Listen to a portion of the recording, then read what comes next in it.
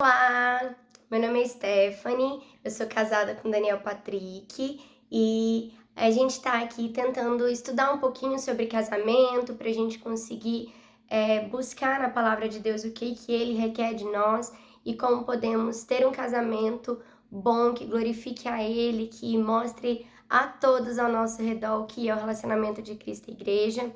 Vamos orar para a gente começar. Senhor Deus, obrigada, Pai. Obrigada porque o Senhor tem cuidado de nós, obrigada porque o Senhor nos dá oportunidades como essa de crescermos juntos. Muito obrigada, Deus, pelo privilégio do casamento. Muito obrigada, Deus, pela oportunidade de aprendermos uns com os outros, Pai.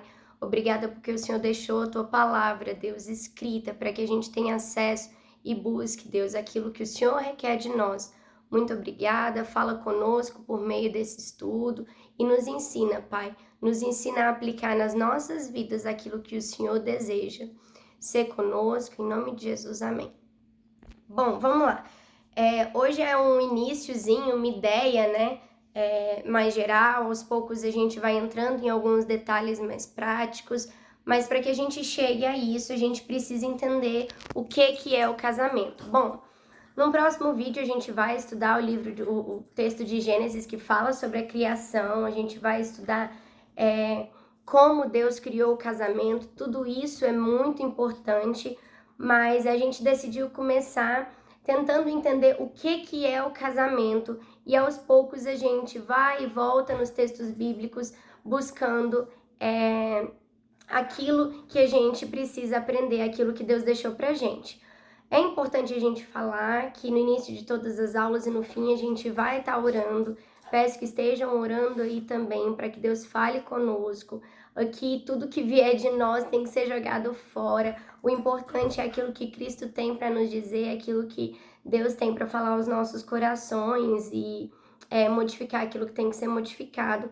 Lembrando que a Bíblia é sempre aquele instrumento que Deus deixou escrito pra gente ter acesso sempre. Então, esteja com ele em mãos, a gente vai estar lendo textos o tempo todo.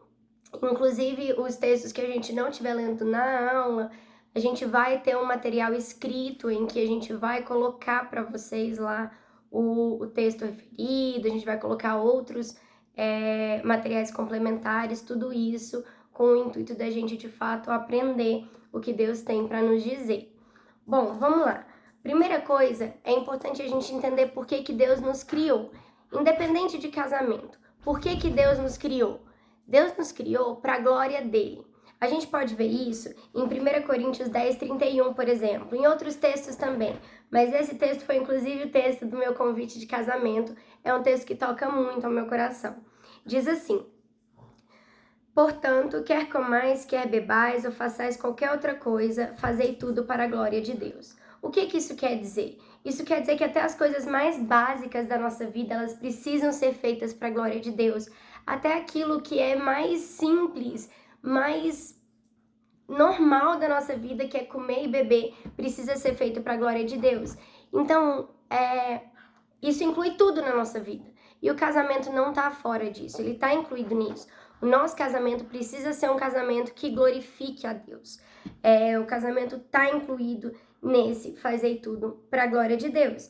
Mas como que a gente deve agir no casamento de maneira a glorificar a Deus? Primeiro, eu quero ler o texto de Efésios 4:1. Esse texto também é muito interessante. Ele diz assim: rogo-vos, pois, eu, prisioneiro no Senhor, que andeis de modo digno da vocação a que fostes chamados. No 2, com toda a humildade, mansidão, com longanimidade, suportando-vos uns aos outros em amor. E o texto continua com Paulo explicando aos Efésios como que eles deveriam agir. E isso, de novo, vale para dentro do casamento. A gente foi chamado com uma vocação. Se somos casados, Deus nos chamou para a vocação de casados. E a gente tem que agir dignos disso. É importante a gente notar, então, diante desse pano de fundo, que o casamento, ele é uma sombra de Cristo e a igreja. A gente vai ver isso mais profundamente no próximo vídeo, mas é o que fala Efésios 5:31 e 32, por exemplo. Olha que interessante. Eis porque deixará o homem a seu pai e a sua mãe e se unirá à sua mulher, e se tornarão os dois uma só carne. Grande é esse mistério, mas eu me refiro a Cristo e a igreja. A gente tá num casamento para mostrar para todos ao nosso redor o que Deus pensou ao criar o ser humano e ao redimir a gente por meio do sacrifício de Cristo, com esse relacionamento que Cristo tem com a igreja, Cristo sendo cabeça e nós, igreja, sendo o seu corpo. A gente precisa agir no nosso casamento de forma que apresente isso. Bom, eu separei então alguns pontos para a gente ver hoje. Primeiro, é importante, muito, muito importante a gente entender que Deus é a pessoa mais importante do nosso casamento. Eu sei, marido é importante, esposa é importante, sem eles não teriam um casamento. Mas a gente precisa ter consciência de que Deus é mais importante do que a gente no nosso casamento. Por quê? Porque o casamento diz respeito primeiramente a Ele. Lembra que tudo é para a glória de Deus? Então, o casamento também diz respeito primeiramente a Deus. Então, Deus é a pessoa mais importante do nosso casamento. Por isso que a gente precisa amar a Deus acima de todas as coisas, inclusive acima do nosso marido, acima da nossa esposa, porque fazendo isso, a gente vai conseguir amar o nosso cônjuge da forma como Deus determinou. A gente vai falar um pouquinho sobre isso também na hora que a gente estiver falando sobre filhos, em uma outra aula. Vale dizer que a Bíblia vai determinar o que Deus exige, o que Deus diz sobre o casamento. Lembrando que Deus criou o casamento, como eu falei, a gente vai ver sobre isso em Gênesis depois. E que seus mandamentos não são pesados. Isso está escrito em 1 João 5,3. Eu não vou ler todos os textos aqui para não ficar tão longo, mas como eu falei no material escrito, a gente vai ter. Precisamos ler a Bíblia e conhecer a Cristo. Como diz Dave Harley num livro que eu recomendo muito, que chama Quando Pecadores Dizem Sim, o que acreditamos sobre Deus determina a qualidade do nosso casamento. Mas como que a gente vai saber o que a gente acredita sobre Deus se a gente não conhece a Deus, se a gente não lê a Bíblia, se a gente não estuda a palavra dele? Então, um ponto muito importante é devocional, leitura bíblica precisa existir para a gente saber quem Cristo é, quem Deus é, porque o que a gente acredita sobre Deus vai determinar a qualidade do nosso casamento. E é esse conhecimento prático, esse estudo, essa teologia, não tenham medo da palavra teologia, tudo bem? Teologia é apenas o estudo da palavra, o estudo de Deus, o estudo de quem Deus é. Então é esse estudo, essa teologia, essa fé que vai modelar como construímos o nosso casamento dia a dia. Porque lembra, a ideia é que a gente tenha insights práticos, porque a gente saiba o que fazer no nosso dia a dia, quando vinha um problema, quando vinha uma crise, quando vinha uma dificuldade, quando vinha alguma coisa para afetar. Segundo, o pecado ele entrou no mundo. É importante a gente entender que quando Adão pecou, a natureza toda caiu, o mundo todo caiu. A Bíblia fala que a natureza geme por redenção. A gente tem uma natureza que está gemendo, pedindo pela volta de Cristo. Então, quando Adão pecou, todo mundo caiu com Adão e com isso, todas as áreas da nossa vida foram afetadas. Todas. Isso vale para o nosso intelecto, isso vale para os nossos sentimentos, isso vale para os nossos pensamentos, para as nossas palavras, para as nossas ações. Tudo foi afetado pelo pecado. O que eu quero dizer com isso? Você é pecadora, seu marido é pecador. E isso precisa ser levado em consideração quando a gente está vivendo um relacionamento. Não só com o nosso cônjuge, isso abrange qualquer tipo de relacionamento que a gente tenha, mas o fato de casarmos com um pecador e sermos um pecador casado com ele precisa ser levado em consideração. Isso afetou tudo e precisa estar claro na nossa mente ao nos relacionarmos com qualquer pessoa, sobretudo nosso cônjuge. Tanto o marido quanto a mulher são pecadores e precisam entender isso. A gente precisa lembrar que estamos em um processo de santificação. Mesmo redimidos por Cristo, a gente está livre da obrigação do pecado, digamos assim, da escravidão ao pecado.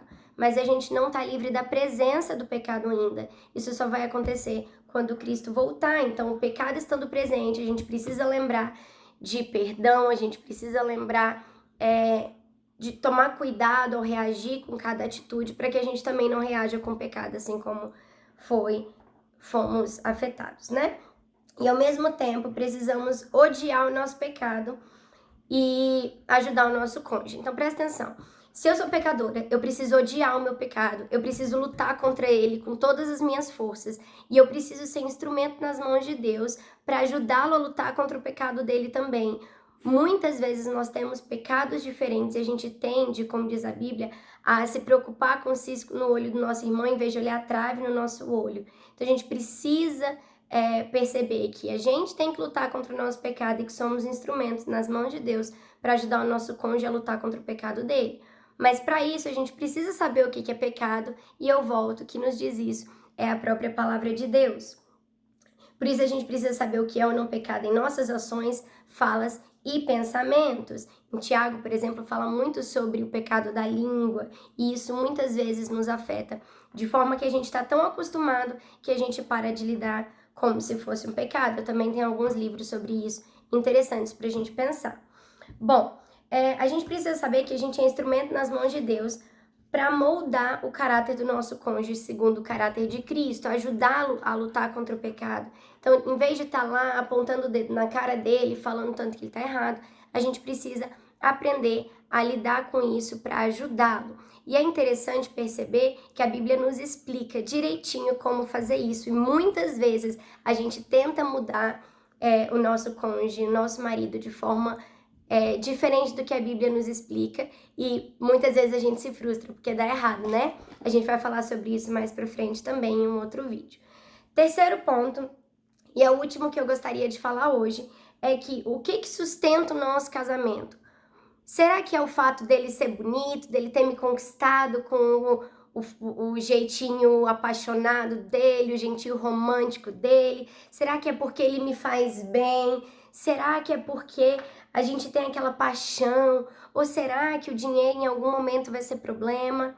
Se a gente se pautar em qualquer uma dessas coisas, vai aparecer alguém mais bonito do que ele ou do que ela, vai aparecer algum problema financeiro em algum momento da vida de vocês, sabe aquela famosa frase, o amor acabou, virou amizade? Tudo isso é muito falho, é areia pra gente construir o nosso casamento em cima.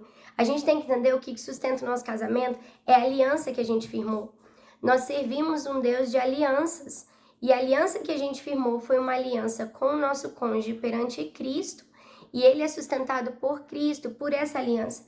Não é o amor que sustenta o casamento. Não é o amor que sustenta a aliança. É a aliança que sustenta esse amor, que sustenta esse casamento em Cristo. Lembra que ele é o mais importante? Bom, a aliança que fizemos um com o outro em Cristo, por isso que é para sempre. Casamento não é para acabar. Divórcio não pode ser uma possibilidade na nossa vida, porque a partir do momento que for, é uma carta na manga que a gente vai usar. Problemas aparecem, precisamos lidar com eles. Seja entre o casal, existem alguns problemas que a gente, conversando com o nosso cônjuge, orando com ele, buscando na palavra solução um com o outro apenas é resolvido. Há problemas que às vezes a gente precisa estar sozinho, chorando no nosso quarto, fechando a porta, como a Bíblia diz, que Deus ouve o clamor quando a gente está assim também. Há problemas que a gente vai precisar de ajuda de fora, de outras pessoas caminhando com a gente. Lembrem-se, a gente não está sozinho, somos corpo de Cristo, somos família de Cristo. E por isso temos uns aos outros para ajudar-nos, inclusive com problemas no casamento. E isso precisa ser levado em consideração. Deus criou o casamento para ser eterno.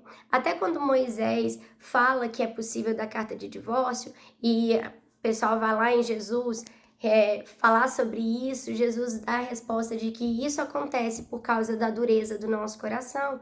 Não é a intenção de Jesus que haja divórcio em nenhuma situação. A gente vai falar sobre isso em outros pontos também. Então, por favor, tenta pensar um pouquinho sobre isso, sobre a Bíblia ser importante, sobre Cristo ser o mais importante, sobre o fato do pecado ter afetado a nossa vida e a vida do nosso cônjuge e sobre o que sustenta o nosso casamento. E a gente vai conversar um pouquinho mais depois. Muito obrigada. Vamos orar para terminar? Deus, muito obrigada porque o Senhor tem cuidado de nós, o Senhor nos deu a Tua palavra, o Senhor nos deu a oportunidade de ter esse estudo. Ser conosco, continua nos dando sabedoria e direcionamento para que qualquer coisa que seja falado ou discutido seja pautado na Tua palavra, para a Tua glória e nosso entendimento. Te louvamos e te agradecemos em nome de Jesus. Amém.